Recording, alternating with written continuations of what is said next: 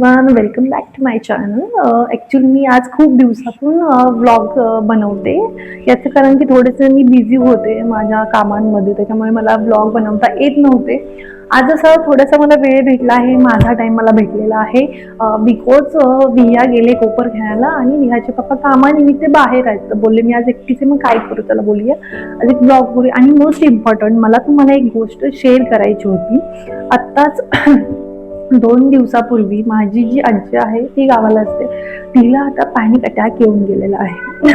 त्याचंच तुम्हाला मला थोडंसं सांगायचं होतं की मी बोलले की चला हा टॉपिक पण आपल्याला भेटलेलाच आहे, मग त्याच्यानिमित्त तुम्हाला मी बऱ्याचशा गोष्टी तुमच्यासोबत शेअर करते. तिला तुम्हाला माहीत आहे आताची लाईफस्टाईल काय आहे.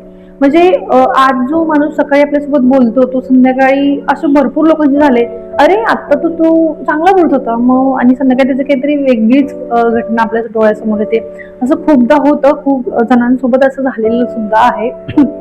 तसंच माझ्या आजीसोबत, जसं की तिचं नॉर्मल रुटीन चाललेलं होतं, खूप छान चाललेलं होतं. ती जेवायला वगैरे बसलेली आणि जेवता जेवता अचानक तिला हे झालं, पॅनिक अटॅक येऊन गेला. तिचं पूर्ण एका साईडची बाजू पूर्ण स्टॉप झालेली पूर्ण. म्हणजे कोणालाच काहीच तेव्हा समजत नव्हतं की काय करायचं वगैरे, काहीच नव्हतं, कोणालाच काहीच आयडिया नव्हती की काय झालंय म्हणून. बट त्याच्यामध्ये मला सांगण्याचं उदाहरण एकच आहे, तिच्यावर म्हणजे ट्रीटमेंट वगैरे व्यवस्थित होते, झाले, म्हणजे करतायत पण मला सांगण्याचं तात्पर्य एकच आहे की असं बघा, आताची लाईफस्टाईल ही अशी आहे की केव्हाही मनाही काहीही होऊ शकतं. तर तुम्ही बोलाल की ही पुन्हा पुन्हा त्याच टॉपिकवर काय येते, की आता हिला सांगायचं की हेल्थ इन्शुरन्स घ्या. तर हा मला खरंच हे तुम्हाला सांगायचंय की हेल्थ इन्शुरन्स आपल्याकडे असलाच पाहिजे. आता माझ्या जी आजी आहे तिचा नाही हेल्थ इन्शुरन्स, नाहीच कोणी काढलेलं हेल्थ इन्शुरन्स. तर मग तुम्ही बोलाल की स्वतःच्या घरातच तुम्ही लोक हेल्थ इन्शुरन्स नाही काढत, मग तुम्ही दुसऱ्यांना का सांगताय की काढा, की आहे. मग तुम्हाला मी तेच सांगते, माझं काम आहे सांगायचं की मला माहिती आहे त्याच्याबद्दल, मी तेच काम करते. मला तुम्हाला सांगायचं, अवेअरनेस करायचं आहे लोकांना, भरपूर लोकांना याच्याबाबत बेनिफिट, त्याचा फायदा काय होतो पुढे जाऊन हे नाही माहिती. मग मला माझं काम तेच आहे करायचं. मम्मी बोलले की चला आज आपण या टॉपिकवर थोडंसं बोलूया. मी तुम्हाला माझ्या एक्सपिरियन्स तुम्हाला सांगते. आता आपल्याकडे पाठीमागे पाऊस नव्हता येत, अक्षरशः पूर्ण जून महिना असाच गेला, पूर्ण पाऊसच नव्हता आणि अचानक एवढा पाऊस सुरू झाला की अक्षरशः मुंबईमध्ये आतमध्ये एवढं भरलेलं पूर्ण. मग लोक जबाबदार कोणाला ठरवायला लागले की गव्हर्नमेंटला, की हा बाबा हे लोक, ह्यांच्यामुळे एवढा त्रास होतो, ही लोक व्यवस्थित कामं नाहीत करत. पण याच्यामध्ये जी आपण अशी चार बोट आपल्याकडे असतात आणि एक बोट दुसऱ्याकडे असते, हे नेहमी सर्वांनी लक्षात ठेवा की एकच बोट आपण समोरच्याला करतो, 4ही बोट आपल्याकडे असतात. 85% याच्यामध्ये चूक ही आपली आहे. आपण परिसर आपला स्वच्छ नाही ठेवते. हा, मी नाही असं बोलत की गव्हर्नमेंटची पण चुकी नाही याच्यामध्ये, त्यांची सुद्धा चुकी आहे, पण त्याच्यामध्ये आपलीही थोडीफार चुकी आहे. आता लिटरली जेव्हा मी ऑफिसला जायचे आणि मी ट्रेनने ट्रॅव्हल वगैरे करायचे, जेव्हा आपण बरेच लोक बघतात आणि बरेच लोक हे करतात, मी पण त्याच्यामध्येच, असं नाही की मी त्याच्यामध्ये नाहीये, मी पण त्याच्यामध्येच आहे. आता आपण ट्रेन वगैरे बसतो, जी विंडो असते ट्रेनची त्याच्यामधून अक्षरशः जे आपण खातो ट्रेनमध्ये वगैरे, अक्षरशः तो विंडोला एक डस्टबिन माउथ केलेल्या लोकांनी करतायत, आत्ता पण करतायत, की खायचं आणि त्याच्यामध्ये बाहेर टाकायचं. अरे पण बाहेरचा परिसर सुद्धा स्वच्छ ठेवणे ही आपलीच एक नागरिक म्हणून जबाबदारी आहे. बाहेरचा परिसर पण, जसं की आपण आपल्या घराला खूप सुंदर ठेवण्याचा प्रयत्न करतो, की बाबा आपल्याला बाहेरचं जर कोणी आलं तर त्याला खूप सुंदर असं फील यायला पाहिजे आपल्या घरात, की हा खूप छान यांनी घर ठेवलंय, असंच आपल्याला आपल्या घरात पण स्वच्छ ठेवायला पाहिजे असं वाटतं. प्रत्येकाला वाटतं. असं कोणच नाही की माझ्या घरात येऊन माझ्याच घराचं म्हणजे वाईट बोललं पाहिजे, असं कोणीच नाहीये. सगळ्यांना असं वाटतं की आपल्या घरात येऊन आपली कौतुक केलं पाहिजे, आपलं घर वगैरे तुम्ही खूप सुंदर ठेवता. असंच आहे, बाहेरचा परिसर स्वच्छ ठेवणं, सुंदर ठेवणं ही आपली एक नागरिक म्हणून आपली सुद्धा तेवढी जबाबदारी आहे.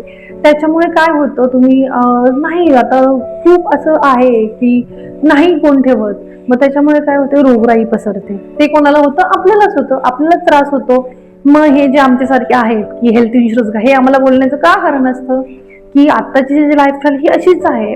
असंच आपण खूप म्हणजे बाहेर तुम्ही जर गेला, लिटरली एवढा कचरा वगैरे पडलेला असतो, आणि जर आपण एखाद्याला जर बोलायला गेलो की अरे इथे नका टाकू, डस्टबिन आहेत, आता खूप अशा सोयी आल्यात, नाही मग मी का करू, इथे तर खूप कचरा आहे, मग इथे लोकांनी टाकले, मग माझ्या एका कचऱ्यामुळे काय होणार आहे, असं लोक बोलतात. असं माझ्यासोबत झाले, खूप लोकांसोबत झाले.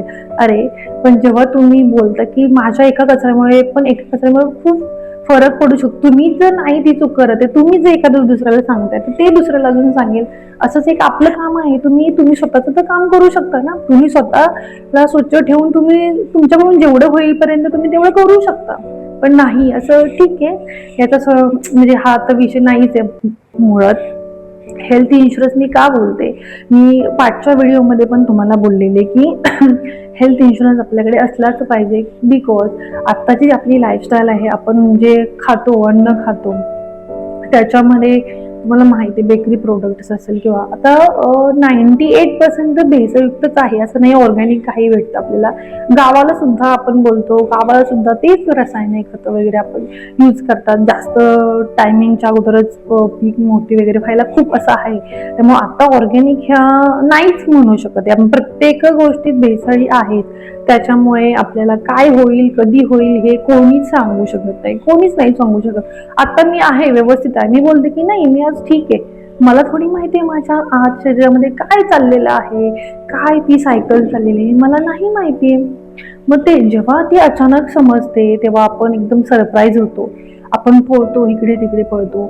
त्यावेळेस असं लोकांसोबत झालेलं सुद्धा आहे, अचानक त्यांना समजतं. जसं की आपण एकदा वर्षाला, आता मला माहित नाही कित्येक लोक हेल्थ चेकअप करतात वर्षाला, पण जे करतात त्यांना अचानक समजतं की असं असं झालेलं आहे, मग तेव्हा आपण पळतो. त्याच्यासाठीच मी बोलते, आपण सर्वजण एक मिडल क्लास फॅमिलीमध्ये बिलॉंग करतो, असं नाही की खूप लोक श्रीमंत आहेत आणि कितीही पैसा आला कितीही खर्च आला हॉस्पिटलमध्ये तरी आम्ही तो भरू शकतो, पैशाने आम्हाला काही फरक नाही पडत, असं कोणीच नाही आताच्या मध्ये. सगळ्यांची सेव्हिंग असते. आपण तर मिडल क्लास फॅमिलीमध्ये जे जे लोक बिलॉंग करतात तो आपण पूर्ण वर्षभराला एक सेव्हिंग करतो की ठीक आहे मला एक सेव्हिंग, सगळेच करतात. 100 रुपयापासून 500 रुपये 1000 रुपये सगळे सेव्हिंग करतात, सगळेच करतात. मग ती सेव्हिंग एका झटक्यामध्ये तुमची ती हॉस्पिटलमध्ये जाते. का जाते? बिकॉज तुम्ही एक सिक्युरिटी तुमची ठेवलीच नाही, एक सिक्युअर म्हणजे मेडिक्लेम वगैरे तुम्ही ठेवलंच नाही करून आपल्या फॅमिलीसाठी किंवा काही. त्याच्यामुळे जी सेव्हिंग वगैरे असते एका झटक्यामध्ये ती हॉस्पिटलला हे करून होते. त्याच्यामुळे मी का अवेअर करते लोकांना, तुमच्याकडे मेडिक्लेम असलाच पाहिजे ते या कारणासाठी. जसं मी तुम्हाला एक्सपिरियन्स सांगितला, जसं माझ्या आजीचं सांगितलं, खूप छान तिची लाईफ चाललेली, खूप तिचं रुटीन व्यवस्थित चाललेलं, अचानक तिला हे झालं.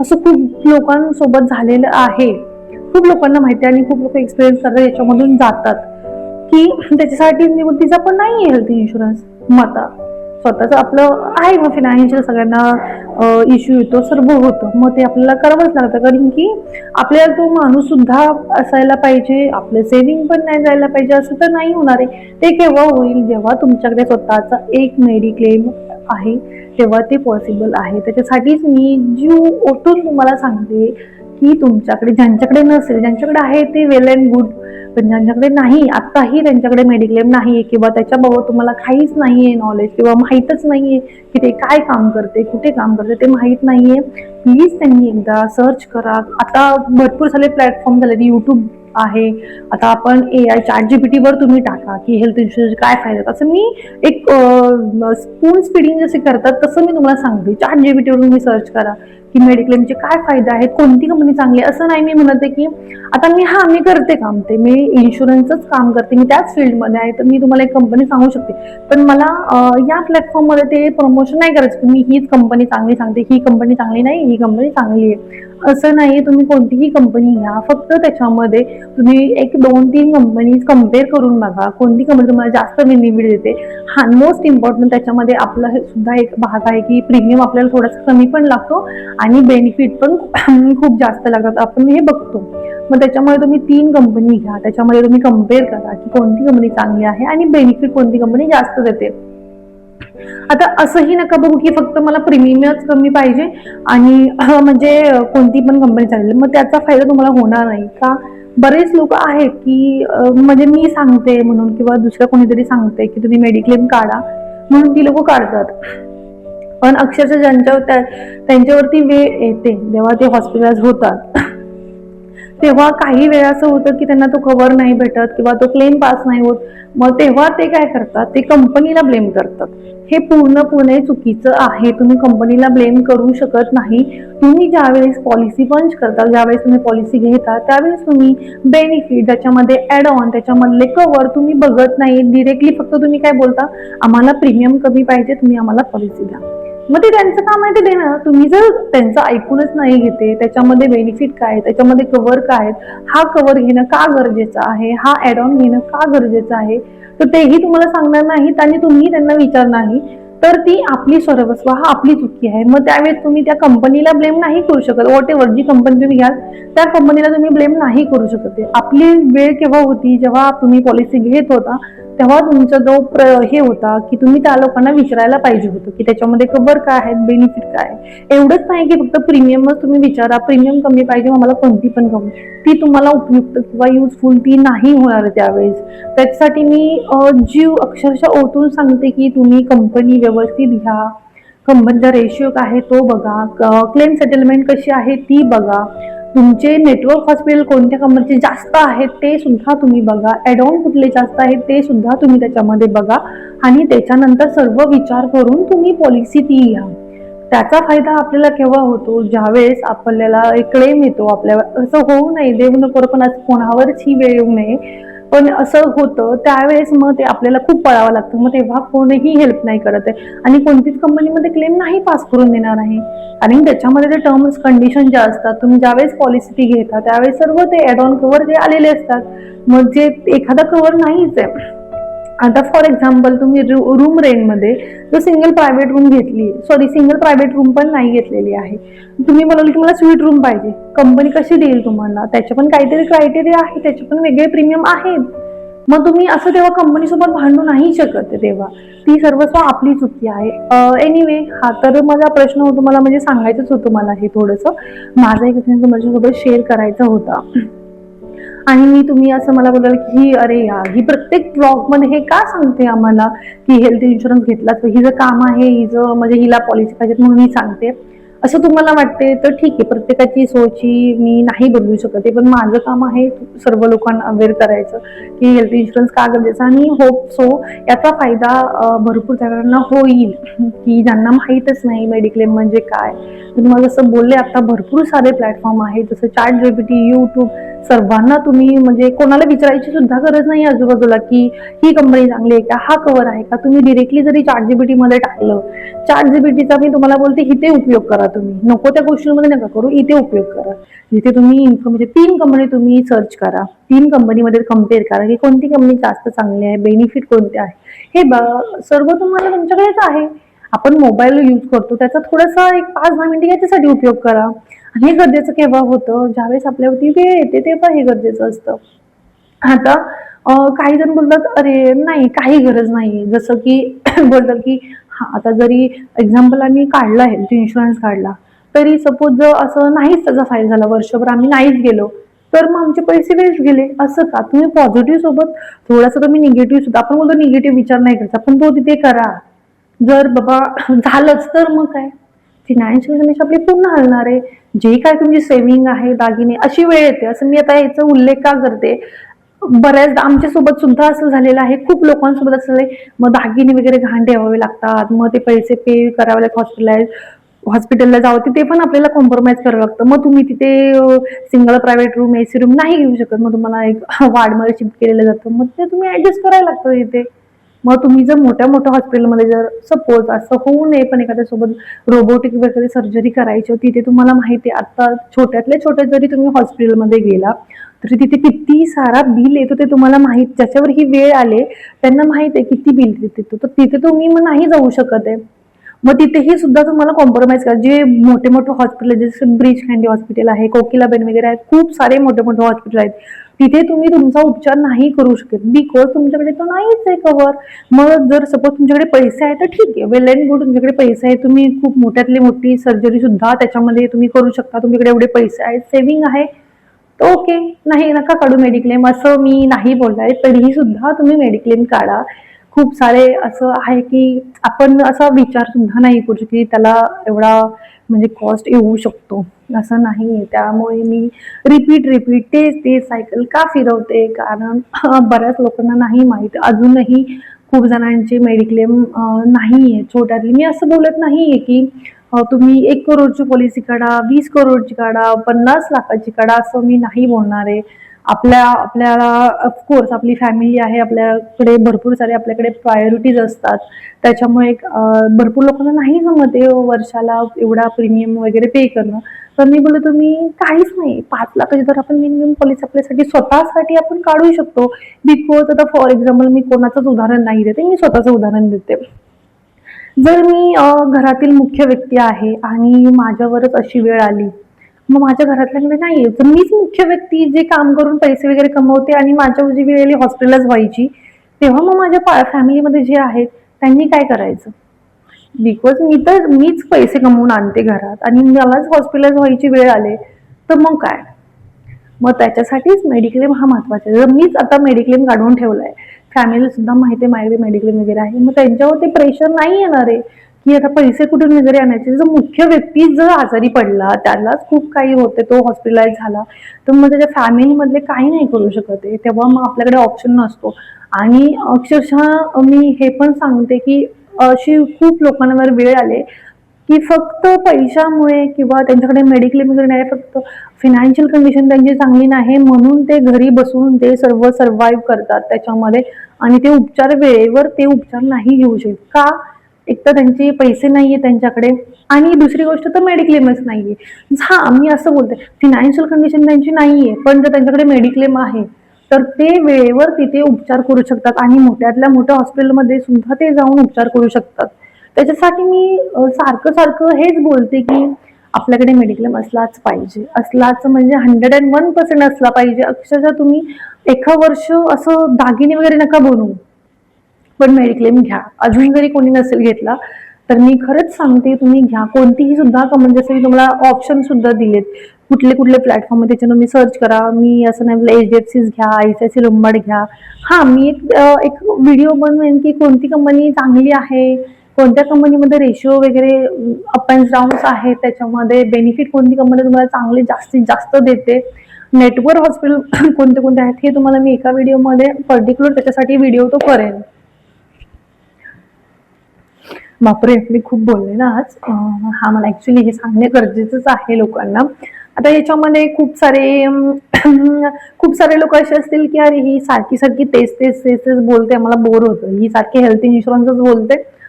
आणि खूप लोक असे आहेत की ठीक आहे, ज्या लोकांना माहित नाही त्यांना ही गरज होती की हे माहीत असलं गरजेचं आहे, त्यांच्यासाठी मी हा व्हिडिओ बनवला. ज्यांना म्हणजे हे इरिटेट वाटतं, ज्यांच्याकडे एक्स्ट्रा नॉलेज आहे, त्यांना सर्व माहित आहे, तरी पण त्यांच्याकडे मेडिक्लेम नसतो, त्यांच्यासाठी हा मी व्हिडिओ नाही बनवलेला आहे. त्यांनी व्लॉग नाही बघितला तरीही मला काही फरक नाही पडणार आहे. माझं जे काम आहे ते मी चालूच ठेवणार आहे. माझं काम आहे अवेअर करणं हेल्थ इन्शुरन्स, कारण मी त्याच फील्डमध्ये आहे. मला माहिती आहे ज्यांचे जे क्लेम वगैरे येतात त्यांच्यावर काय मिळते मला माहिती. अक्षरशः माझ्याकडे अशी लोक सुद्धा आलेली आहेत की त्यांच्याकडे आहेत असे झाले डिसीज वगैरे आणि एज क्रायटेरिया सुद्धा निघून गेलेला आहे मेडिक्लेम घेण्याचा. अशी लोक आलेत की तुम्ही एक्स्ट्रा पैसे घ्या, एक्स्ट्रा प्रीमियम घ्या, पण आमचा प्लीज तुम्ही मेडिक्लेम करून द्या.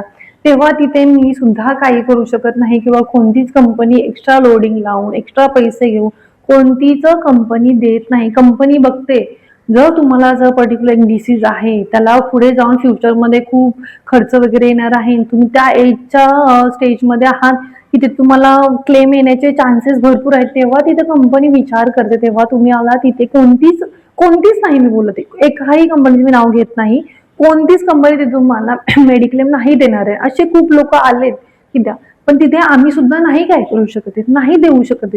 त्याच्यासाठीच मी का बोलते, वेळेला खूप महत्व द्या. वेळ जाऊ नका देऊ. जेवढं तुमचं एज कमी आहे त्या एज मध्येच तुम्ही मेडिक्लेम काढून घ्या. बिकॉज आपल्या बॉडीमध्ये काय चाललेलं आहे हे आपल्याला नाही माहित आहे. खूप लोक, मी तुम्हाला जसं बोलले की हेल्थ चेकअप करतात.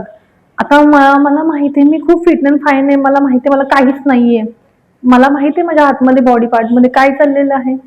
हेल्थ चेकअप जेव्हा करतात लोक तेव्हा ते सरपाच्या जातात, असं झालेलं सुद्धा आहे. माझ्यासोबत असे खूप सारे आहेत की असं लोकांना हेल्थ चेकअप केल्यानंतर पण कळतं की हा आणि मला असं असं झालंय. तेव्हा काय टचवूड ज्यांच्याकडे मेडिक्लेम होते त्यांचं झालं सर्व, ते तिथे ट्रीटमेंट वगैरे व्यवस्थित घेतात, मोठ्या मोठ्या हॉस्पिटलमध्ये घेतात. आणि हा एक सांगायचं आहे की आपल्याला खूपच हे झालेलं आहे ना, तेव्हा मोठे मोठे हॉस्पिटल जे रोबोटिक वगैरे मॉडर्न सर्जरी जे असतात त्या तुम्ही केव्हा करू शकता, मेडिक्लेम मध्ये तो कव्हर असतो तेव्हाच तुम्ही तिथे करू शकता. त्यांच्याकडे आहे वेल अँड गुड, ते करू शकतात इझिली, पीस ऑफ माइंड राहून ते करू शकतात. पण ज्यांच्याकडे नाहीये ते नाही करू शकत. जसं की मी तुम्हाला मगाशी पण बोलले की असे भरपूर लोक आहेत, फक्त पैसा नसल्यामुळे ते ट्रीटमेंट वेळच्या वेळी नाही घेऊ शकत आणि ते आता नाही येत. पण खूप असं झालेलं सुद्धा आहे. तुमच्या बरोबर पण हा एक्सपिरियन्स आला असेल असं मला म्हणजे होतो, सगळ्यांसोबतच असं होतं. त्याच्यासाठीच मी बोलते, वेळेला खूप महत्व द्या, वेळेतच आपला मेडिक्लेम काढा. हेच मी जीव ओतून सांगते. का सांगते हे तुम्हाला सुद्धा माहीत आहे. जसं की मला आज हा विषय का भेटला, कारण की आमच्या फॅमिलीमध्ये ही अशी वेळ आलेली आहे. म्हणून मी तुम्हाला सांगण्याचा एक छोटासा प्रयत्न माझा आहे की प्लीज तुम्ही वेळ न घालवता मेडिक्लेम वगैरे काढा, कोणत्याही कंपनीचा काढा, पण हेल्थ इन्शुरन्स तुमच्याकडे असलाच पाहिजे. खूप बोलले ना मी आज. एनिवे जाऊ द्यात. मी आता मला माहित नाही हा व्हिडिओ शॉर्ट झालाय की लेंथी झालेला आहे, बट माझं सांगण्याचं काम होतं, मी ते केलेलं आहे. घ्यायचं किती हे आपल्यावर आहे, याच्यातून किती घ्यायचं, चांगलं किती घ्यायचं, वाईट किती सोडून द्यायचं हे आपल्यावर आहे. बट मी काही वाईट सांगितलेलंच नाहीये, सर्व काही चांगलंच बेनिफिशियल सांगितलेलं आहे त्याच्यामुळे नो डाऊट. आणि मी हा ब्लॉग आज इथेच आता संपवते आणि नेक्स्ट उद्या काय होणार आहे, मला ऍक्च्युली उद्या काम आहे थोडंसं, ते पण तेव्हा पण मी प्रयत्न करेन. ह्याच रिगार्डिंग आहे, जे माझं आता प्रोफेशनलमध्ये काम आहे त्याच रिगार्डिंग आहे. उद्या पण मला जायचं आहे, तिथे पण मला जर पॉसिबल झालं तर मी शूट करेन आणि तुमच्यापर्यंत ते पोहोचवेन. तोपर्यंत बाय, टेक केअर आणि स्वतःची काळजी घ्या, मस्त खा, स्वस्त राहा आणि खूप छान हेल्दी फूड खा तुम्ही प्लीज. आणि जर माझा ब्लॉग तुम्हाला खरंच आवडला असेल, खरंच हा बेनिफिशियल ब्लॉग असेल तुमच्यासाठी, ही महत्त्वाची माहिती मी तुम्हाला शेअर केली, माझा एक्सपिरियन्स तुमच्यासोबत शेअर करा, तर नक्की या व्हिडिओला लाईक करा, शेअर करा, खूप सारं शेअर करा आणि सबस्क्राईब करायला नक्की विसरू नका. तोपर्यंत बाय, टेक केअर, स्टे